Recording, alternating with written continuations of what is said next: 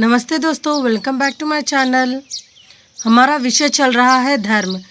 देखिए, धर्म क्या है? जो मानव का जो अलौकिक शक्ति से संबंध जोड़ता है। इसका संबंध मानव की भावनाओं, श्रद्धा एवं भक्ति से है। धर्म मानव के आंतरिक जीवन को ही प्रभावित नहीं करता, वरन उसके सामाजिक, सांस्कृतिक एवं आर्थिक जीवन को भी प्रभावित करता है। भारतीय समाज की धार्मिक रचना को जानने से पूर्व धर्म के अर्थ एवं विशेषताओं को हमने जान लिया। आज हम जानेंगे भारतीय समाज की धार्मिक रचना को। धर्म सामाजिक नियंत्रण का एक प्रमुख साधन है। ईश्वर, पाप, पुण्य एवं नरक के भय से व्यक्ति समाज विरोधी कार्य करने से डरता है। सामाजिक नियमों का उल्लंघन करने का तात्पर्य पाप का भागी होना होता है। ईश्वर की अप्रसन्नता का मतलब उनके खिलाफ जाना होता है। यही कारण है कि व्यक्ति सामाजिक नियमों को स्वीकार करता है, जो कि धर्म द्वारा बताए जाते हैं। प्राचीन काल से भारत विभिन्न धर्मों की पुण्य भूमि रहा। विश्व में शायद ही कोई अन्य ऐसा देश हो जिसमें धर्मों की इतनी विविधता एवं बहुलता पाई जाती हो। यह मुख्य रूप से 6 धर्मों यानी हिंदू, इस्लाम, ईसाई, सिख, बौद्ध तथा जैन की प्रधानता इस देश में पाई जाती है। इसके अलावा पारसी एवं जनजातीय धर्मों को भी मानने वाले लोग यहाँ पे रहते हैं।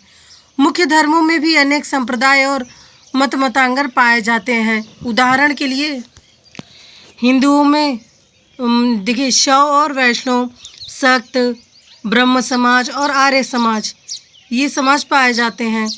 और इस्लाम में शिया, सुन्नी, ईसाई धर्म में प्रोटेस्टेंट तथा कैथोलिक, सिख धर्म में अकाली एवं गैर अकाली, बौद्ध धर्म में हीनायन और महायान, जैन धर्म में श्वेतांबर एवं दिगंबर आदि प्रमुख संप्रदाय पाए जाते हैं। प्रत्येक संप्रदाय की भी अनेक शाखाएं और उपशाखाएं हैं। इस्लाम, ईसाई और पारसी धर्म विदेश से यहाँ आए, जबकि हिंदू, बौद्ध, जैन तथा सिख धर्मों की जन्मस्थली भारत ही है। बौद्ध, जैन तथा सिख धर्मों को हिंदू धर्म का ही एक अंग माना जाता है। अब हम पहले जानेंगे भारतीय समाज में हिंदू धर्म के बारे में। हिंदू धर्म भारत का सबसे प्राचीन धर्म है, जो ईसा के लगभग 3000 वर्ष पूर्व आर्यों के साथ ही भारत में आया था। प्रारंभ में इसे आर्य धर्म कहा जाता था। वेदों की रचना के साथ इसे वैदिक धर्म कहा गया। पुराणों एवं स्मृति की जब रचना हुई तो इसे पौराणिक धर्म कहा गया। और जब भारत को हिंदुस्तान कहने लगे तो यहाँ के निवासियों के धर्म को हिंदू धर्म की संज्ञा दे दी गई। भारत में सर्वाधिक लोग हिंदू धर्म को मानने वाले हैं।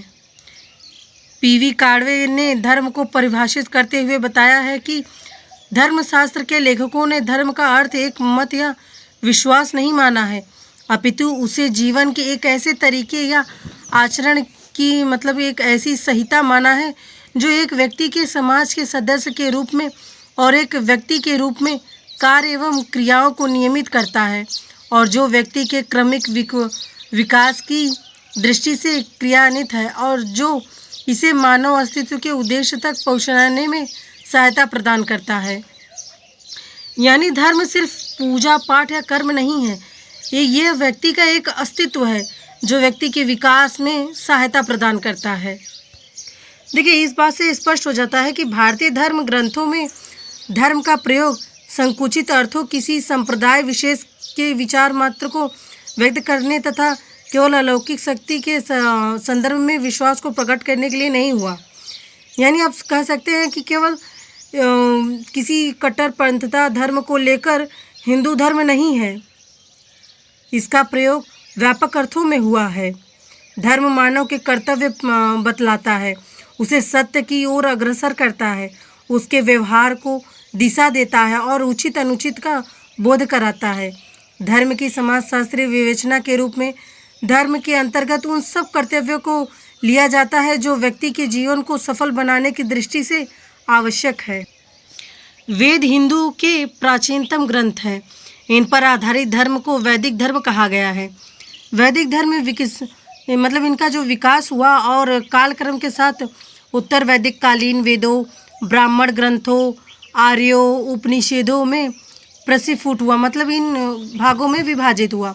सुविधा के लिए प्रारंभिक धर्मों को ऋग्वैदिक अथवा पूर्व वैदिक धर्म कहा जाता है एवं परिवर्तित धर्म को उत्तर वैदिक ऋग्वैदिक धर्म के प्रधान 2 अंग थे, जैसे देवता और यज्ञ। विभिन्न देवताओं को प्रसन्न रखने के लिए आर्य यज्ञ एवं अनुष्ठान आदि में बलि देते थे। ऋग्वेद में देवता शब्द का विशेष अर्थों में प्रयोग किया है। सामान्यतः इसका अभिप्राय दिव्य चमत्कार धातु से निर्मित शब्दों से लिया जाता है, जिसका अर्थ चमकने वाला। हालांकि यह शब्द वैदिक धर्म में अपनी अलग विशेषता रखता है।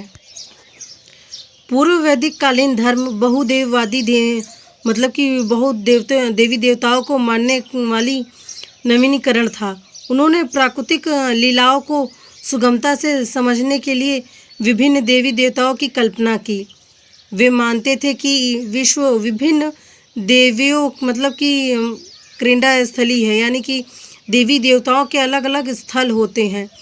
इन्हीं देवों के अनुग्रह से विश्व के समस्त कार्य संचालित होते हैं और इन्हीं के कारण विभिन्न प्राकृतिक घटनाएं घटित होती हैं।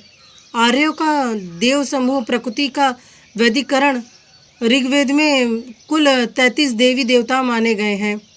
इनमें इंद्र, अग्नि तथा सोम सर्वश्रेष्ठ हैं। ऋग्वेद काल में बहुदेववाद और प्रकृति उपासना का समन्वय था। यह कहा जा सकता है कि प्रकृति की उपासना लक्षणगीर थी, यानी कि प्रकृति की उपासना करना ही एकमात्र लक्ष्य था। वास्तव में प्रकृति की पूजा अथवा उपासना तो सिंधु घाटी के निवासियों में भी प्रचलित था। प्रकृति की शक्ति का साक्षात्कार मनुष्य को सबसे पहले हुआ। परिणाम स्वरूप इसी शक्ति ने देवी देवताओं को मतलब कि देवी देवताओं को की तरह मतलब पूजे जाने लगे। इस प्रकार ऋग्वैदिक धर्म प्रकृति पूजा पर ही आधारित बहुदेवत्ववाद था। ऋग्वेद में एकेश्वरवाद का स्पष्ट संकेत मिलता है। यह भी उनकी आध्यात्मिक उन्नति की चरम सीमा है।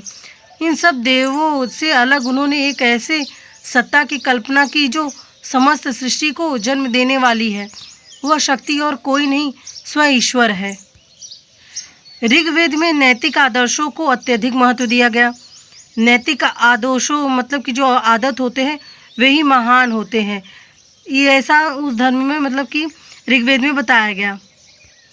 देखिए, नैतिक आदर्शों की महानता पर ही किसी धर्म का महत्व समाज में स्थापित हो सकता है।